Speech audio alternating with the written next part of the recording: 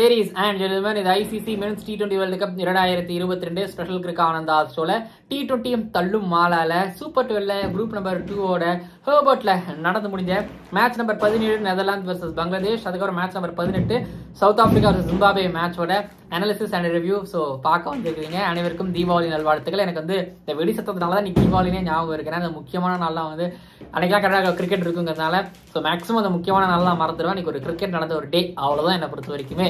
But இப்போ வெடி sound கேட்குது. ஸோ வெடி சவுண்ட்லாம் கேட்கும்போது நான் பேசுறது உங்களுக்கு கேட்குமா, ஃபோக்கஸ் இருக்கா அப்படிலாம் எனக்கு தெரியாது. ஆனால் ஃபோக்கஸ் காதில் வைங்க, நான் சொல்கிறத கேளுங்க, என்னை பாருங்கள். அந்த வெடி சவுண்டை கொஞ்சம் லீவ் பண்ணிடுங்க. இப்போ இன்னைக்கு 2 மேட்ச் நடந்திருக்கு. ரெண்டு மேட்ச்ல வந்து ஒரு மேட்ச் ரிசல்ட் கிடைச்சிருக்கு, ஒரு மேட்ச் ரிசல்ட் கிடைக்கல. பங்களாதேஷ் இன்னைக்கு டேபிளோட டாப்ல இருக்காங்க. அண்ட் இந்த பக்கம் சவுத் ஆப்பிரிக்காவுக்கும் ஜிம்பாப்வேக்கும் ஒரு பாயிண்ட்ஸ் கொடுக்கப்பட்டிருக்கு. நேற்று ப்ரிவியூலே சொல்லியிருந்தேன் மழை பிரச்சனை இருக்க போதுன்னு சொல்லிட்டு. 2 மேட்ச்ல மழை இன்டரப்ஷன் இருந்தது. ஆனால் ரொம்ப மோசமா, அதாவது ரொம்ப நைட் ஆக ஆரம்பிச்சதுக்கு அப்புறமா சவுத் ஆப்பிரிக்கா ஜிம்பாப்வே மேட்ச் ரொம்ப ஒரு மோசமான ஒரு நிலைக்கு போச்சு. முதல்ல இன்னைக்கு வந்து காலைல பங்களாதேஷ் வர்சஸ் நெதர்லாண்ட்ஸ் மேட்ச்ல நெதர்லாண்ட்ஸ் ஆக்சுவலி டாஸை வின் பண்ணாங்க. வின் பண்ண உடனேயே உள்ள பிளேயிங் லெவல் நான் பார்த்தேன். வேண்டர்மவில் ஏமாற்றம், ஆல்ரெடி ஒரு இன்ஜுரி, எப்படி ஆட போறாருன்னு யோசிச்சேன். ஸோ இதே மாதிரி தான் ஸ்ரீலங்காவுக்கும் இருக்க போது பாருங்களேன். ஸோ வேண்டர்மவில் அது வரலாம் ஷரீஸ் அகமது கொண்டு வந்தாங்க. அவர் தான் வந்து ஷகீப் ஹசனோட விக்கெட்டை வந்து எடுத்தாங்க. பட் சூப்பராக ஆடினாங்க. முதல் 43க்கு 1, திரும்பி அடுத்த ஒவ்வொரு 10 ரன்னுக்கு ஒரு விக்கெட் 74 சம்திங் 70 ரன்னுக்கு ஒரு 4 விக்கெட் சொல்லிட்டு நெதர்லாண்ட்ஸோட பவுலிங் ரொம்ப சூப்பராக ஒன்று பண்ணாங்க. எதிரிலேயே வந்து ஒரு மீக்ரன் ஒன்று எடுத்தாரு. அட்டகாசமா இருந்தது. சூப்பரா இன்னைக்கு பவுல் பண்ணி எடுத்தாரு. ஒரு ஷார்ட் பால் போட்டு திரும்பி ஒரு யார்க்கர் எதிரி அளிக்க 10 நிமிஷம் பண்ண மாதிரியே இருந்துச்சு. ஷகீப் ஹசன் வந்து அது ஒரு கேப் இருந்தது, அவர் ஸ்லாக் ஸ்வீப் போனாரு. ஸோ அவர் வந்து கரெக்டா செம்ம கேட்ச் ஒன்று பிடிச்சி அவுட் எடுத்தாங்க. பஸ்டில் இடியுமே வந்து பாத்தீங்கன்னா அஃபீஃப் கரெக்டான டைம் எடுத்தாரு. லிட்டன் தாஸுக்கு ஒரு ஷார்ட் பால் போட்டாங்க, அவுட் ஆனாருன்னு சொல்லிட்டு. ஸோ இன்னைக்கு நெதர்லாண்ட்ஸோட பவுலிங் சூப்பரா இருந்தது. அதாவது எல்லாருக்குமே இன்னைக்கு வந்து விக்கெட் கிடைச்சிச்சு. அதாவது கிளாஸினுக்கு ஒரு விக்கெட் கிடைச்சதா, ஆக்கிரமணம் ஒரே ஒரு ஓவர் தான் பண்ற. மிச்சப்படி வந்து பாத்தீங்க அப்படின்னா எல்லாருக்கும் ஒரு விக்கெட்ல 2 விக்கெட் கிடைச்சது. நெதர்லாண்ட்ஸோட பவுலிங்கிறது ரொம்ப சூப்பரா இருந்தது. பட் பேட்டிங் எடுத்துக்கிட்டீங்க அப்படின்னா பேட்டிங்கிறது ஆப்வியஸ்லி கொஞ்சம் கவலைக்கிடமா தான் இருந்தது. நான் நினைச்சேன் அதாவது கேட்ச் அண்ட் பவுல்டுங்கிறத தாண்டி ரன் அவுட் ஒன்று ஆக்கர்மேன் மேல மிஸ்டேக்கா, இல்லைனா வந்து கூப்பர் மேல மிஸ்டேக்கா, இல்லைனா மேக்ஸ்வெல் மேல மிஸ்டேக்கான்னு கேட்டீங்கன்னா மேக்ஸ்வெல் அவர் நல்லா பேட்ல பண்ணிட்டு இருக்கும்போது ஸோ மறுபடியும் நான் அடிச்சிருவேன் அப்படிங்கிற ஒரு கான்ஃபிடென்ட்ல அவர் வந்தாரா, இல்ல டாம் கூப்பர் எடுத்தீங்கன்னா இப்பதானே விக்கெட் போயிருக்கு, ஸோ பொறுமையா இருந்து நம்ம வந்து அடுத்தது அடிப்போம், டீப்பா கொண்டு போவோம் மேட்ச் அப்படி நினைச்சாரான்னு தெரியல. பட் ஆனா அங்க ஒவ்வொருத்தவங்கள கேம் பிளான்ல வித்தியாசம் இருந்து தெரியுது. அதுக்கப்புறம் டாம் கூப்பர் 3வது ரன் ஓடும்போது அவுட் ஆனாரு. 3 ரன் ஓடுறதுக்கு செம்ம கேப் இருந்து டாம் கூப்பர் அவுட் ஆனாரு. அதுக்கப்புறம் டஸ்கின் அகமது முதல் ஓவர்ல விக்ரம் சிங்கையும் அந்த பக்கம் பதிலீடியும் எடுத்தாரு. ஆல்மோஸ்ட் அங்கேயே ஒரு 4 விக்கெட் போயிடுச்சு. திரும்ப ஆனால் பவுன்ஸ் பேக் ஒன்று ஆகி வந்தாங்க. அதாவது ஒரு கேட்ச் ஒன்று ட்ராப் பண்ணாங்கன்னு நினைக்கிறேன். பட் ஸ்டில் செம்மையா ஒன்று பண்ணாங்க. பவுலிங்ல ஒரு பங்களாதேஷ் கொஞ்சம் ஒரு கன்சர்ன் இருந்துச்சு. ஆனா மற்றபடி வந்து பாத்தீங்க அப்படின்னா அந்த மொசடேக் ஹுசைன் மேல ஒரு 20 ரன் அடிச்சாரு. ஸோ அந்த ரன்னு காப்பாத்திருக்கு தான் நான் நம்புறேன். ஏன்னா அவர் வந்து ஒரு குயிக்கா ஒரு குயிக்கா வந்து ஒரு ஐ திங்க் ஒரு 23 ரன் அடிச்சாரு நினைக்கிறேன். ஸோ அந்த ரன் மட்டும் அடிக்கணும்னு வச்சுங்களேன், பெரிய கஷ்டமாயிருந்திருக்கும். அண்ட் மற்றபடி வந்து பாத்தீங்க அப்படின்னா ஆக்கர்மேன் சரி ஓகேமா நான் தான் விக்கெட்டை கொடுத்தேன், மேபி என் மேல ஒரு படி, பட் நான் இன்னைக்கு அடிக்கிறேன்னு சொல்லிட்டு இன்னைக்கு ஆக்கர்மேன் ஒரு ஃபார்மர்ஸ் ஒரு நெதர்லாண்ட்ஸ் கேப்டன் ஸோ கடைசி வரைக்கும் விட்டு கொடுக்காம ஆடினாரு. பட் லாஸ்டா டஸ்கின் அகமதும் நல்லா பவுல் பண்ணாரு. அதே போல வந்து பாத்தீங்கன்னா நசூம் அகமது இருக்காருல்ல, அவரும் வந்து நீங்க நல்லா பவுல் பண்ணாரு. ஒரு யார்க்கர் ஒன்று போட்டு விக்கெட் ஒன்று எடுத்தாரு. ஸோ இப்படின்னு சொல்லிட்டு பங்களாதேஷோட பவுலிங் ஸோ நெதர்லாண்ட்ஸ் கூட ஆடும்பொழுது ஐ திங்க் இந்த மேட்ச் ஒரு மாதிரி ஆன் அண்ட் ஆஃபாக தான் போய்கிட்டு இருந்துச்சு. ஸோ நெதர்லாண்ட்ஸ் பங்களாதேஷுக்கு சவால் விட்டாங்க கடைசி வரைக்கும். ஸோ நீங்க வந்தாங்க. பட் டஸ்கின் அகமதோட பவுலிங் இன்னைக்கு இல்லைனாலும் Mosaddek Hossain and once again Afif Hossain, so அவர் தான் வந்து நான் வந்து பங்களாதேஷோட ஹோப்னு சொல்லிட்டு இருப்பேன். அவர் மிடில் ஓவர்ஸ்ல ரொம்ப நல்லாவும் ஆடிட்டு இருந்தார். அந்த பிரீத்திங் ஸ்பேஸ் இன்னைக்கு கிடைச்சது.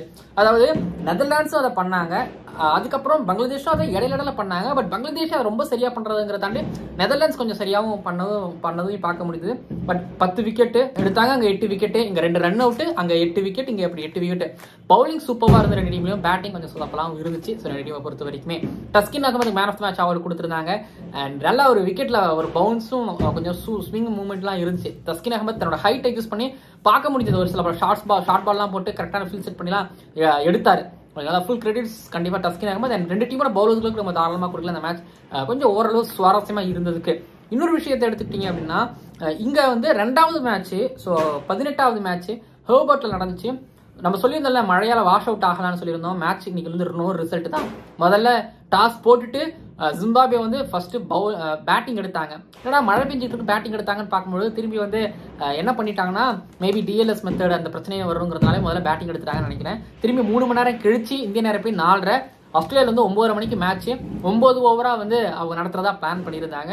அண்ட் 9 மணிக்கு அதாவது அந்த 9 ஓவரில் வந்து பார்த்தீங்கன்னா ஜிம்பாப்வே கிட்டத்தட்ட நல்லா ப்ளே பண்ணாங்க. அதுவும் குறிப்பாக பார்த்தீங்கன்னா மாதவர் அதுக்கப்புறம் ஷும்பா 2 பேரும் வந்து கிட்டத்தட்ட ஒரு 40 ரன் அடிச்சாங்க. ஒரு 79 ரன். அதுக்கப்புறம் வந்து டீகாக் வந்து த்ரோ வந்து வரும்பொழுது இந்த அவரோட க்ளவுல அந்த பால் பட்டு அவருக்கு ஒரு 5 ரன் பைஸ் ஒன்று கொடுத்தாங்க. அதனால 9.1 பால் எக்ஸ்ட்ராவா போட வேண்டியதும் வந்தது. அதே போல சிக்கந்தர் ரசா கொஞ்சம் ஃப்ரண்ட்ல வந்து நீங்க முன்னாடியே வந்தாரு. பட் அவர் வந்து சரியா ஒரு ஷார்ட் பால் வந்து பிக் பண்ண முடியல. என்னன்னா மாதவேரும் ஷும்பாவும் ஒரு கிரிக்கெட் ஒன்று ஆடினாங்க. அடிச்சுட்டு பாப்பட பேட் சுத்தோண்டான தேர்ட் மேன் டீப் ஃபைன்லன்னு சொல்லிட்டு ஸோ அங்கே இங்கேயும் 4 போய்கிட்டே இருக்கிறத பார்க்கவும் முடிஞ்சது. பட் நோக்கியா இந்த பக்கம் வெயின் பர்னல் ஸோ இங்கிடி இவங்க 3 பேர் நல்லா பவுல் பண்ணாங்க. பட் ககேஷ் அப்புறம் இன்னைக்கு வந்து கொஞ்சம் எக்ஸ்பான்சிவாக போனாரு. ஒரு ஷார்ட் பால்கள் மாதவேர் செம்மையாக அடிச்சு ஷார்ட் பால் நீங்கள் கரெக்டாக அதாவது சிக்கந்தர் ரசா விட மாதவேர் ரொம்ப சூப்பராக அடிச்சாரு. அதனால ஸ்கோர் அப்படிங்கிறது இன்க்ரீஸ் ஆயிருது. பட் ஒரு சேலஞ்சிங்கான ஒரு டோட்டல் ஓரளவு வச்சாங்க. ஆனால் ஃபர்ஸ்ட் ஓவர் வந்து ஒரு முசரபானியோ இல்லைன்னா மேபி வந்து ஒரு நுகர்வா வேற யாராவது மேபி சிக்கந்தர் ரசாவோட போக தேவையில்லை மழை பெஞ்சிச்சுங்கிறதுனால ஒரு முசரபானிக்கு போயிருக்கலாம். ஆனால் முசரபானிக்கு போகாம சட்டாராவுக்கு போனாங்க. சட்டாராவை முதல் ஓவரில் செம்மையாக செஞ்சுட்டாரு. இந்த பக்கம் குயின் டிகாக் 23 ரன் லெக் சைட்லேயே இந்த பக்கம் அதாவது டீப் தேர்ட் மேலேருந்து பச்சை அடிச்சுக்கிட்டே இருந்தாரு. அடுத்து வந்து நுகர்வா வந்தார். நுகர்வாவை ஆஃப் சைட்லேயும் அடிச்சாரு. அதுக்கப்புறம் கிட்டத்தட்ட அந்த ஆஃப் சைடில் ஒரு 3 4 அடிச்சாரு. அவர் அடிச்சதுல அந்த 7-8 4ல லெக் சைடில் ஒரு 4 அப்புறம் ஒரு 6 1 அடிச்சாரு ஃபிளாட்டா செம்மையா அடிச்சிட்டாரு குயின் டிகாக்கு. மழை வந்ததுக்கு அப்புறம் திரும்பி 7 ஓவருக்கு வந்து 64 ஸ்கோர் வச்சாங்க. அப்புறம் மறுபடியும் ரன்னை விட பால் ரொம்ப கம்மியாகவும் இருந்துச்சு. ஸோ இப்போ வெடி அடிக்கிறதுல அதே மாதிரி அங்கே குயின் டிகாக் ஹெர்பர்ட்ல அந்த மழையில நமுத்து போகாத ஒரு வெடியா வெடிச்சாரு. பட் எந்த பயனுமே இல்லை.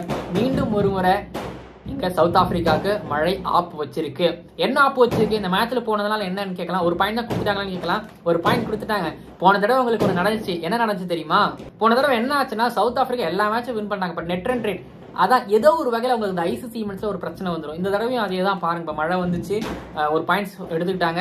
இப்போ இந்தியாவுக்கு அதனால பிரச்சனை கிடையாது. ஓகேங்களா? இன்னைக்கு வின் பண்ணியிருந்தாங்கன்னா யோசிச்சு பாருங்களேன். இன்னும் ஒரு 2-3 பால் ஜிம்பாப்வே சில இடங்களில் பிரச்சனை பண்ணாங்க. ஐ திங்க் நுகர்வாவுக்கு இன்ஜுரி ஆச்சு. நுகர்வா ஃபீல்டை விட்டு போகாம லேட்டா போனாரு. ரொம்ப லேட்டா போனாரு. ஓகேங்களா?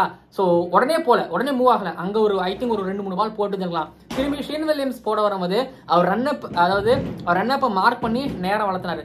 ஸோ இந்த மாதிரி கிட்டத்தட்ட ஒரு 4 பால் போடுறதா இன்னொரு 13 ரன் அடிச்சிருப்பாரு குயின் டிகாக்கு. வேணுமே லேட் பண்ணிட்டாங்க குயின் டிகாக். அதனால தான் வந்து விக்கெட் சக்போவாட்ட பேசிட்டு போவாரு. அது நடக்கும். பட் என்னை பொறுத்த வரைக்கும் ஜிம்பாப்வே அவங்க முடிஞ்ச அளவுக்கு செம்மையா அடிபட்டுட்டாங்க. இறக்கல. பட் காயத்தோட தப்பிச்சிருக்காங்க இந்த ஆக்சிடென்ட்ல. ஓகேங்களா? இன்னொரு விஷயம், இப்போ செமிஃபைனலுக்கு போறது எப்படின்னா இந்தியாவுக்கு பிரச்சனை கிடையாது. ஓகேங்களா? நெட் ரன் ரேட்டு இந்தியாவுக்கும் கொஞ்சம் ஆரோக்கியமாக இருக்கு. இப்போ ஒன்றும் இல்லை, பங்களாதேஷும் மேலே இருக்காங்க. ஆனால் சவுத் ஆப்பிரிக்காவுக்கு கொஞ்சம் ஒரு சான்ஸ் அடுத்தபடியாக இருக்கு. பட் பாகிஸ்தானுக்கு கொஞ்சம் லைட்டாக வாய்ப்பு மங்கி இருக்கிறதா பார்க்குறேன். இப்போ வந்து பாகிஸ்தானுக்கும் சவுத் ஆப்பிரிக்காவுக்கும் இந்த செமிஃபைனல் ரேஸ் அப்படிங்கிறது இதுக்கப்புறம் காலகட்டங்கள் நடக்கும். பட் இப்போ இந்தியா எடுத்துக்கிட்டீங்கன்னா அடுத்த வர மேட்ச்ல ஈஸியாக வின் பண்ணிட்டாங்க அப்படின்னா ஸோ செமிஃபைனலுக்கு உறுதியாக ஆகிடுவாங்க. ஆல்மோஸ்ட் இந்த 2 மேட்ச் வின் பண்ணிட்டாங்கன்னா, அதுவும் குறிப்பாக அடுத்த மேட்ச்லாம் வின் பண்ணிட்டாங்க அப்படின்னா. ஓகேங்களா?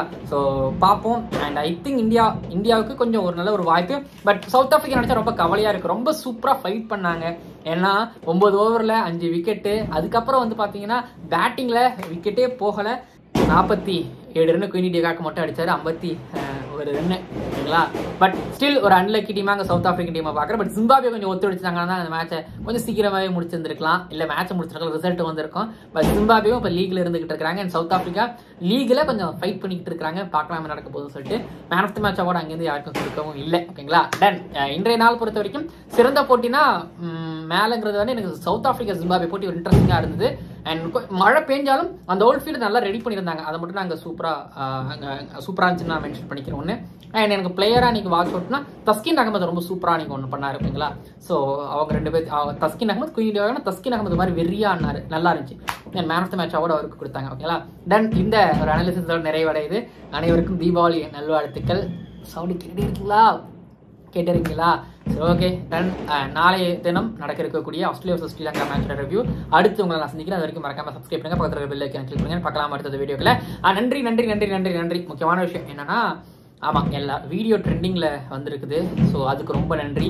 தொடர்ந்து உங்களோட ஆதரவுகளை கொடுங்க. ஸ்டார் ஸ்போர்ட்ஸ் தமிழில் ஸோ என்னோட game plan, fantasy game plan பார்க்குறீங்கன்னா ஃபோட்டோ எடுத்து தயவு செஞ்சு எனக்கு இன்ஸ்டாகிராமில் அனுப்புங்க. அப்படின்னா வந்து இன்ஸ்டாகிராமில் ஸோ பார்க்கலாம். சவுண்ட் இன்னும் அதிகமாகவும் நம்மளோட வீடியோ பண்ண முடியாது. பார்க்கலாம். இந்த மறக்காமல் சப்ஸ்கிரைப் பண்ணுங்கள்.